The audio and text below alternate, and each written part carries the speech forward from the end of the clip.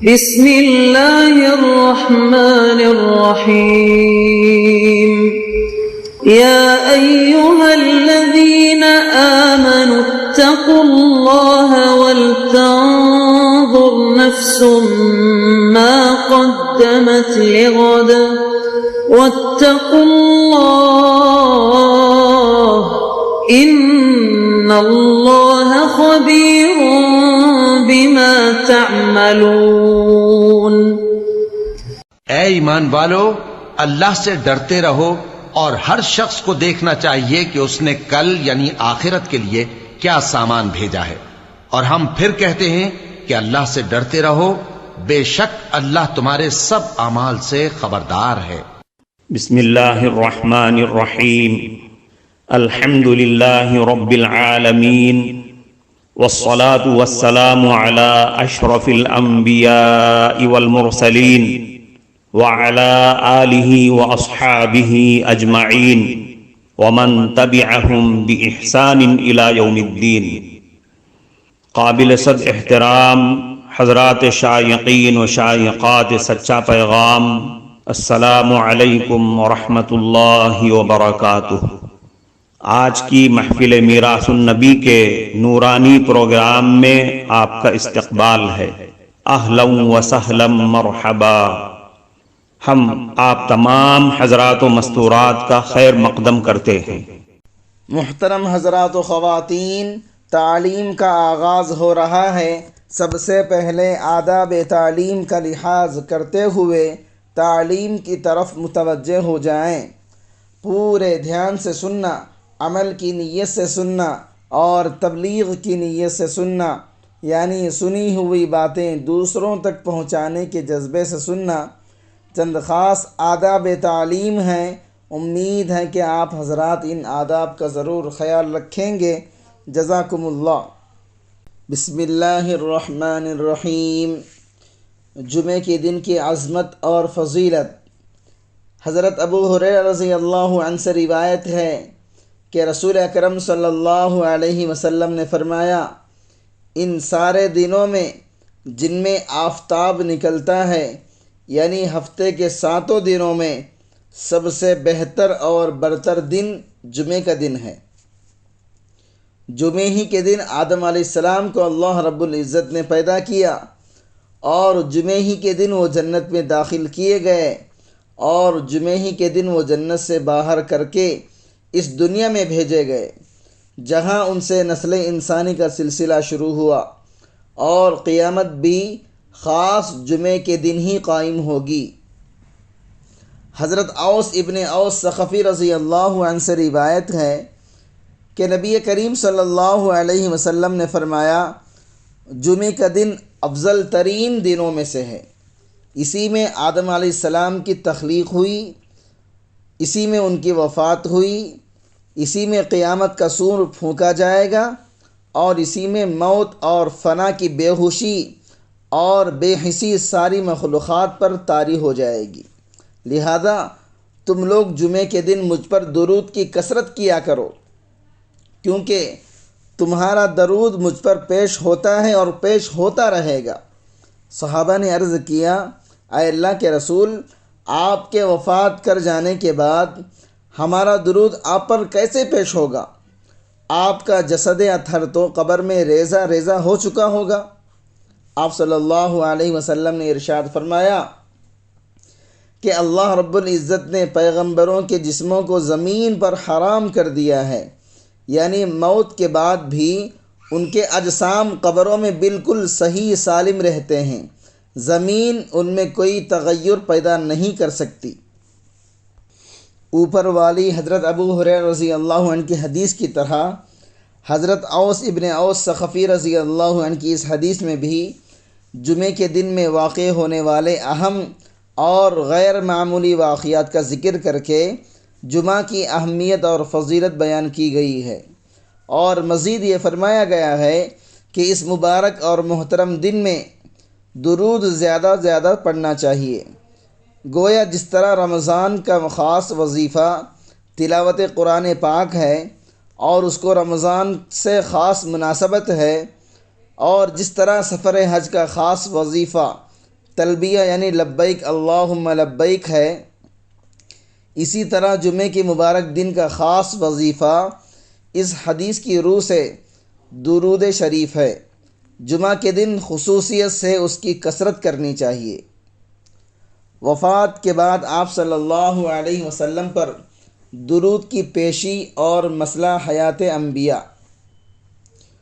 درود شریف کی کثرت کا حکم دیتے ہوئے اس حدیث میں آپ صلی اللہ علیہ وسلم نے یہ بھی فرمایا، اللہ تعالیٰ کی طرف سے اس کا انتظام ہے کہ امت کا درود میرے پاس پہنچایا جاتا ہے اور میرے سامنے پیش کیا جاتا ہے، اور یہ انتظام اس دنیا سے میرے جانے کے بعد بھی اسی طرح قائم رہے گا۔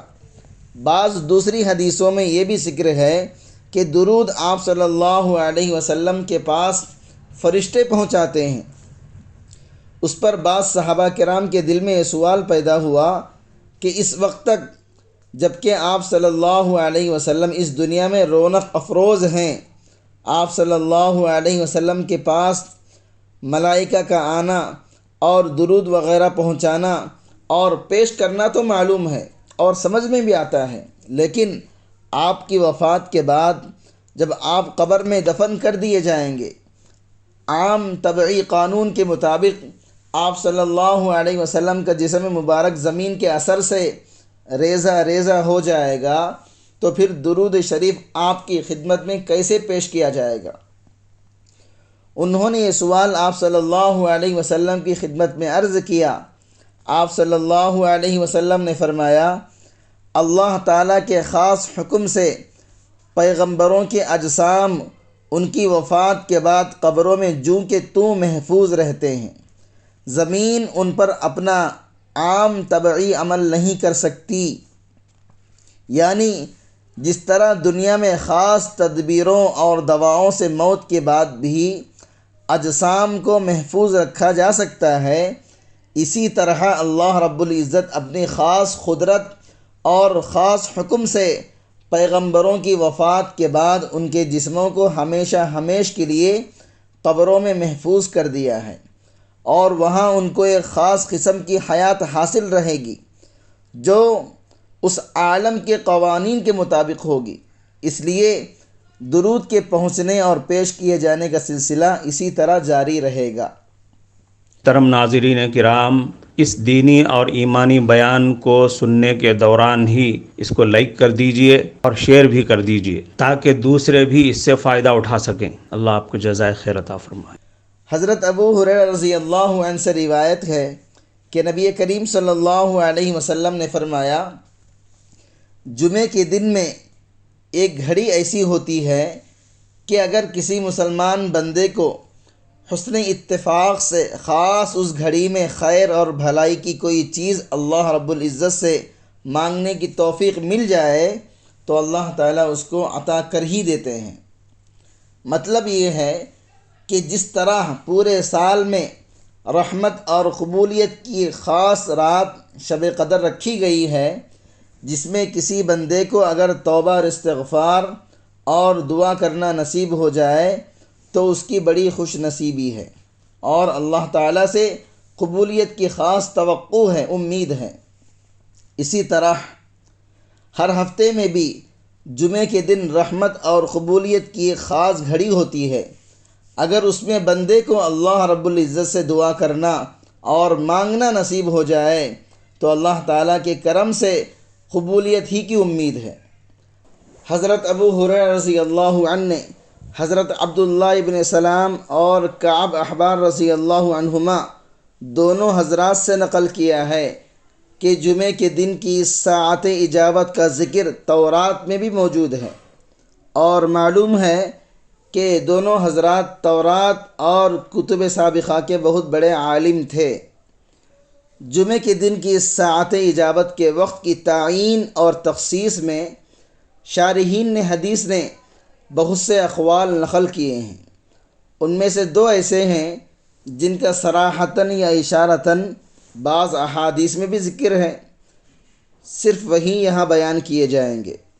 جس وقت امام خطبے کے لیے منبر پر جائے، اس وقت سے لے کر نماز کے ختم ہونے تک جو وقت ہوتا ہے بس یہی وہ ساعت اجابت ہے۔ اس کا حاصل یہ ہوا کہ خطبہ اور نماز کا وقت ہی قبولیت کی دعا کا خاص وقت ہے۔ دوسرا قول یہ ہے کہ وہ ساعت یعنی وہ گھڑی عصر کے بعد سے لے کر غروب آفتاب تک کا وقفہ ہے۔ حضرت شاہ ولی اللہ محدث دہلوی رحمۃ اللہ علیہ نے حجت اللہ البالغہ میں یہ دونوں قول ذکر فرما کر اپنا خیال یہ ظاہر فرمایا کہ ان دونوں باتوں کا مقصد بھی حتمی تعین نہیں ہے، بلکہ منشا صرف یہ ہے کہ خطبہ اور نماز کا وقت چونکہ بندگان خدا کی توجہ الی اللہ اور عبادت اور دعا کا خاص وقت ہے، اس لیے اس کی امید کی جا سکتی ہے کہ وہ ساعت اسی وقت میں ہو، یعنی وہ گھڑی اسی وقت میں ہو۔ اور اسی طرح چونکہ عصر کے بعد سے غروب تک کا وقت نزول قضاء کا وقت ہے، یعنی فیصلے کا وقت ہے، اور وہ پورے دن کا گویا نچوڑ ہے، اس لیے اس وقت بھی توقع کی جا سکتی ہے کہ وہ ساعت اور وہ گھڑی غالباً اس مبارک وقفے میں ہو۔ بعض حضرات نے لکھا ہے کہ جمعے کے دن کی اس خاص ساعت کو اسی طرح اور اسی مصلحت سے مبہم رکھا گیا، چھپا کر رکھا گیا، جس طرح اور جس مصلحت سے شب قدر کو مبہم رکھا گیا ہے۔